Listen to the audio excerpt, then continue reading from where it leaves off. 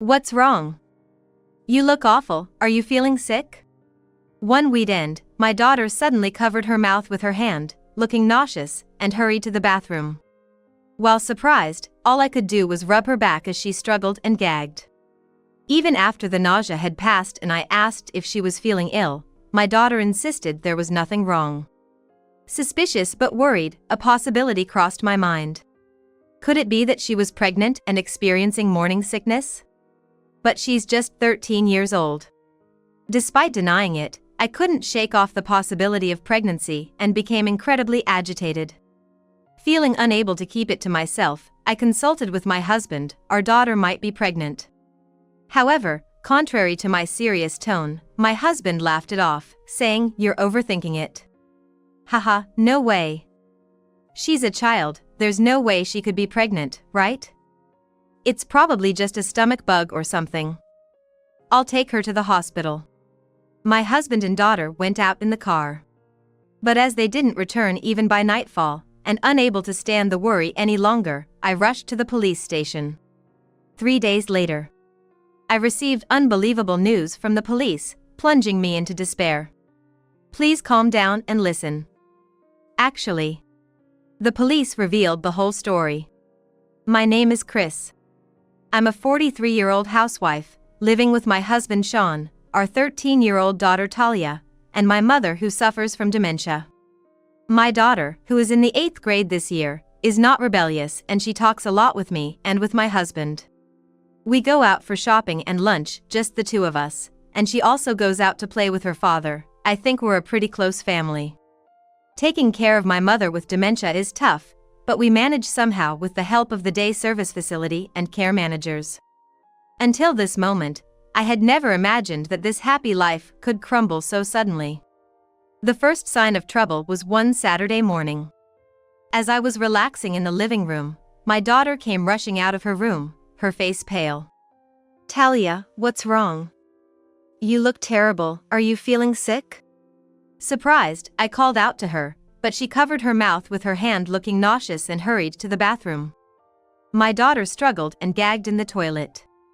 While surprised, all I could do was rub her back as she struggled. Even after the nausea had passed and I asked if she was feeling ill, my daughter insisted there was nothing wrong. Sudden vomiting can't be nothing. Suspicious but worried, a possibility crossed my mind. The concern was that my daughter might be pregnant. I wondered if this nausea was due to morning sickness. I first considered possibilities like food poisoning or gastroenteritis, which commonly cause nausea, but no one else in the family had similar symptoms, and there seemed to be no obvious cause. Moreover, it felt unnatural how desperately my daughter was trying to hide her nausea. But, she's just 13 years old.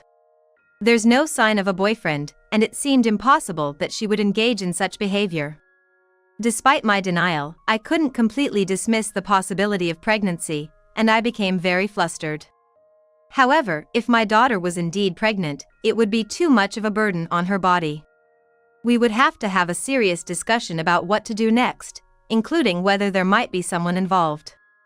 I managed to suppress my agitation and was about to ask my daughter about the situation, when my smartphone rang. It seemed to be a call, and when I looked at the incessantly ringing phone, it displayed the name of the day service facility that my mother with dementia attends.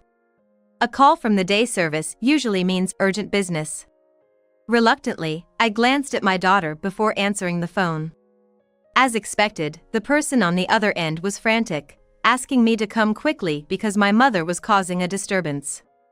As her dementia has progressed, my mother occasionally throws tantrums for no particular reason. During such times, seeing my face calms her down and she becomes quiet, apparently mistaking me for her own mother. Given these circumstances, the day service staff has started calling me whenever they are in a tough spot. Although I hesitated to leave my daughter without having heard her story, I couldn't ignore my rampaging mother. So, I asked my husband to look after our daughter. But when I casually mentioned to my husband, who was relaxing in his room, that our daughter might be pregnant, he laughed it off in contrast to my serious tone. "No way. Talia being pregnant? That's crazy. It's probably just a stomach bug or something." I'll take her to the doctor, so Chris, don't worry and go pick up your mother." His reassuring words calmed my nerves. Yes, it is overthinking that 13-year-old daughter could be pregnant at any price. Besides, my daughter and I are quite close. She consults me about everything from school to friends, and I can't imagine her hiding something so significant from me. It must be my imagination, and she's probably just feeling unwell. Convinced, I left my daughter in my husband's care and headed to the day service my mother attends. Hours later, after I picked up my mother, who was in a good mood as usual because of my visit, I returned home to find my husband and daughter not there, and my husband's car gone. On the dining table, there was a note written by my husband saying, "Going to the hospital with emergency services," indicating he had indeed taken our daughter to the hospital. Grateful for my reliable husband, I started preparing dinner while worrying about my daughter's health. The hospital visit shouldn't take too long, I thought. Contrary to my expectations, it was evening, and they had not returned. Perhaps the hospital was very busy, but it was getting dark. Worried that it was getting too late, I tried calling my husband's smartphone, but couldn't connect. Even considering the hospital's policy on electronic devices, they don't require turning them off in the waiting room nowadays. Normally, my husband would at least have his phone on silent mode, not completely off. Suddenly feeling uneasy, I called several hospitals where he might be receiving treatment, asking if my husband and daughter were there. With strict privacy regulations nowadays, many hospitals wouldn't confirm whether they had visited today, but sensing my desperation, a few did respond. However, they all said that they hadn't seen them today. As night fell, there was still no sign of my husband and daughter returning home. With no phone connection and no record of them at any hospitals, I wondered where on earth they could have gone. Perhaps they were involved in some incident or accident. Unable to stay calm any longer with worry, I took my mother and went to the police station for advice. However, the police didn't take my concerns seriously. There has been no accident reported, and since the father is with her, it doesn't count as your daughter running away. You're worrying too much. They'll surely return soon, the officer said with a wry smile, trying to calm my anxious demeanor. Even so, the fact remained that my husband and daughter had not returned home. But the officer seemed uninterested in further discussion, so I reluctantly filed a missing persons report and started back home. After returning, I also contacted my in-laws and my daughter's friends to ask if my husband and daughter had visited them, but all the responses were, "They haven't been here." Trying my husband's smartphone again yielded no connection as usual. They might return nonchalantly at any moment. Believing that, I waited all night for their return, but by dawn, they still hadn't come back. With a new day, there might be some new information. Holding on to that slight hope, I visited the police station again in the morning. Desperately, I explained that my daughter might be pregnant and she looked unwell, so I was really worried, but again, the police didn't take me seriously. At this point, it doesn't appear to be any criminal activity, and there's nothing we can do. Their response almost seemed to say, "Please don't interfere with our work anymore," and I had no choice but to back down. 3 days after my husband and daughter went missing, the situation took the worst possible turn. I received a call from the police station where I had filed the missing persons report, and shockingly, they informed me that my husband's car was found in the sea. I had just dropped my mother off at the day service when I rushed to the police station. At the station, I received a report I did not want to believe. "Please calm down and listen.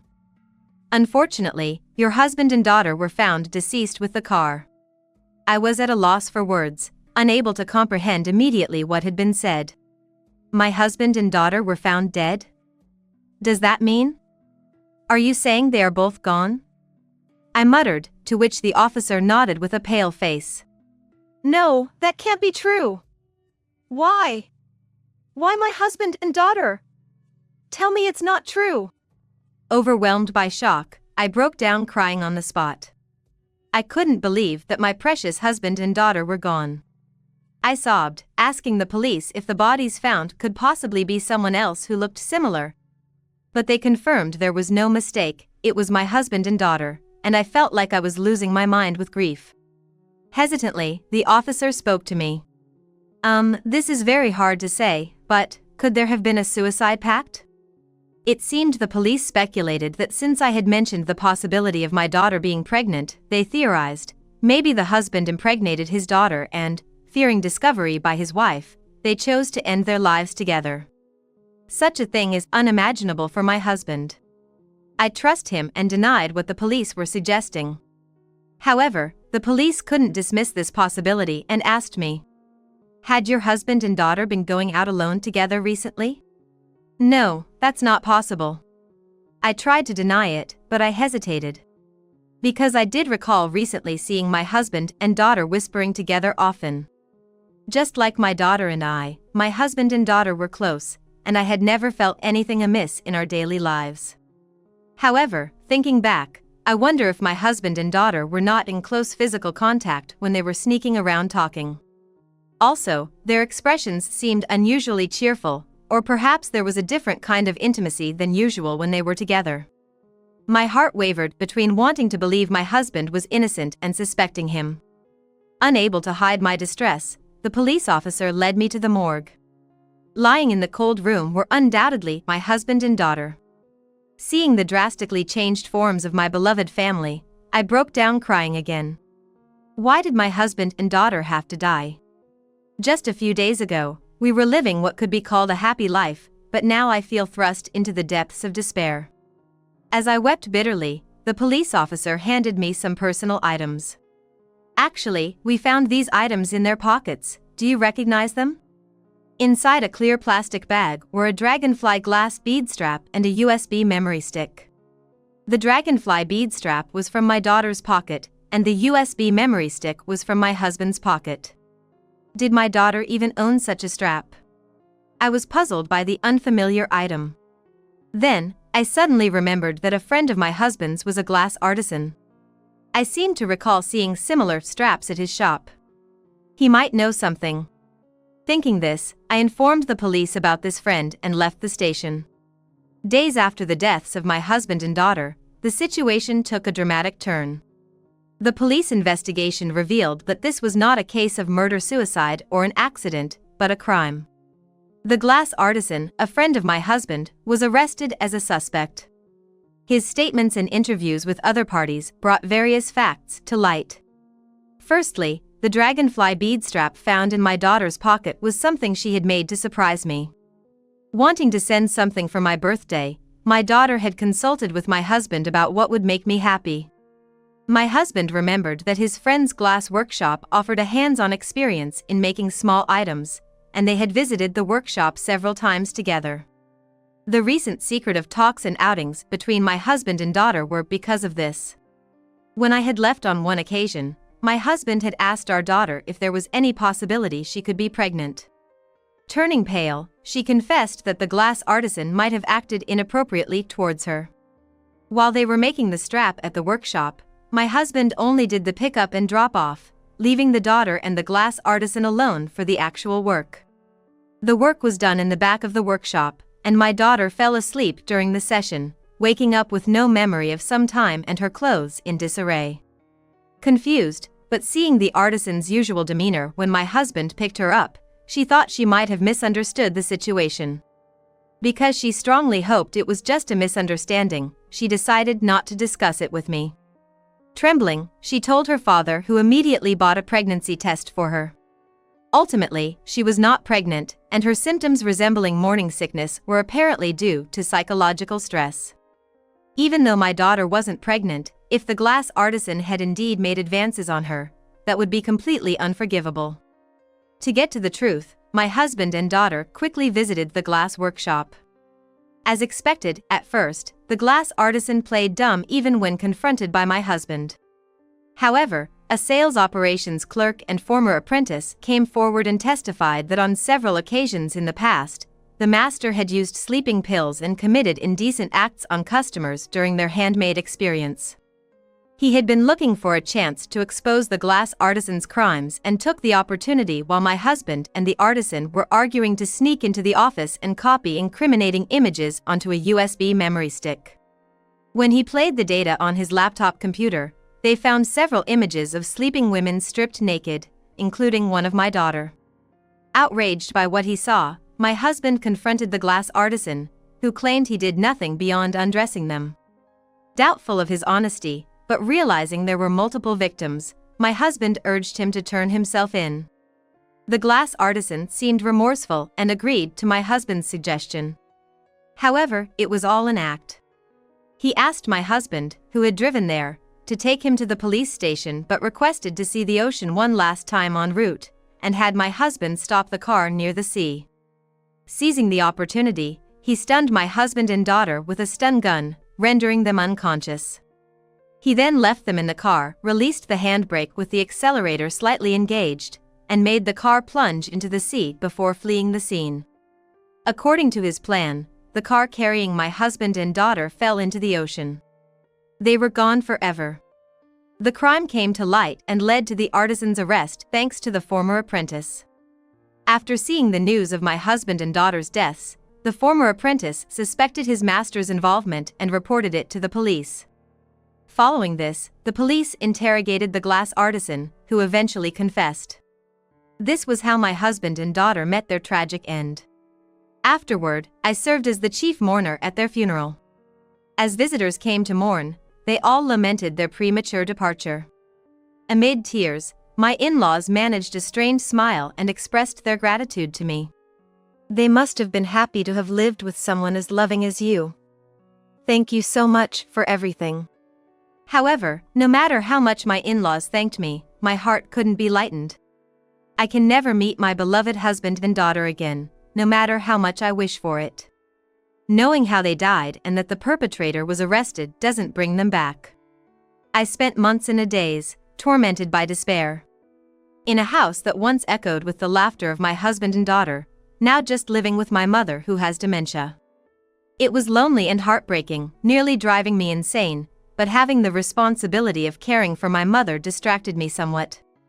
Caring for my mother, who now needed my protection like my daughter did as an infant, might have saved me in a way. Months passed, and I gradually began to accept the reality of living without them.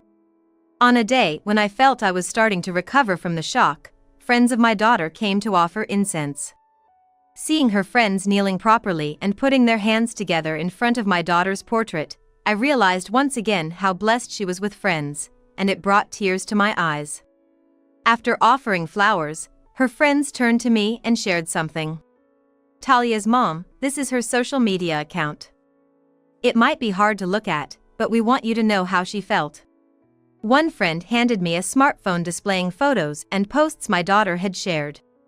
As I scrolled and read, I saw stories of our family outings and many words of thanks to me and my husband. Summer vacation family camping.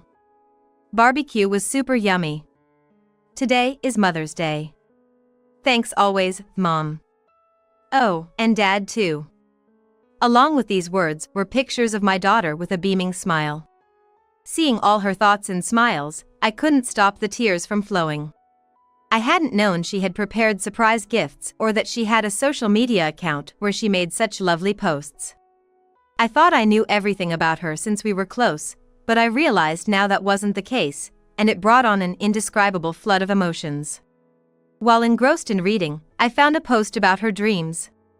I want to be a mom like mine also, I want to be a care worker. I want to help Mom, who's doing her best taking care of Grandma. I wish I could have heard these wonderful thoughts from her directly. Thinking about all the things that will never come to pass, all I could do was thank her friends. The glass artisan arrested as a suspect is currently on trial. Though not yet final, he is very likely to be convicted. With this case coming to light, he has been sued by other victims as well. Furthermore, his personal information was exposed online, leading to a massive backlash. He will face a harsh societal judgment even after stepping outside. The dragonfly bead strap, a piece of evidence, was returned to me by the police after the investigation concluded. Looking at it brings back memories of the crime and the perpetrator, but at the same time, it's the last gift from my daughter.